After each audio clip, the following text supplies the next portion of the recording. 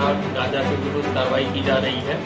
इसमें हमारे द्वारा चेक पोस्ट लगाकर उड़ीसा से आ रहे गांजा के खिलाफ लगातार कार्रवाई जारी है।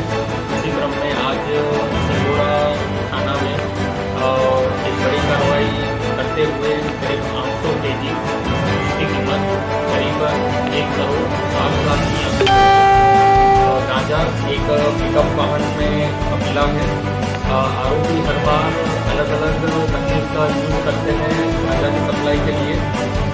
आरोपियों ने इस बार धान की बोरियों के नीचे गांजा छुपा के रखा था। हमारे द्वारा चेक पोस्ट लगाया गया था। सूचना के आधार पर आरोपी को रोकने का प्रयास किया गया और आरोपी की गाड़ी रुकवा कर उसमें जब तलाशी ली गई तब अवैध पदार्थ गांजा करीब 800 केजी बरामद हुआ है। आरोपी मूलतः महाराष्ट्र का रहने वाला है, शुभम साहू, जिसको गिरफ्तार किया गया है और माननीय न्यायालय में रिमांड के लिए भेजा जा रहा है। में तस्करों में काफ़ी डर व्याप्त है और उनके द्वारा हर बार अलग अलग तकनीक और अलग अलग रास्तों का इस्तेमाल किया जा रहा है।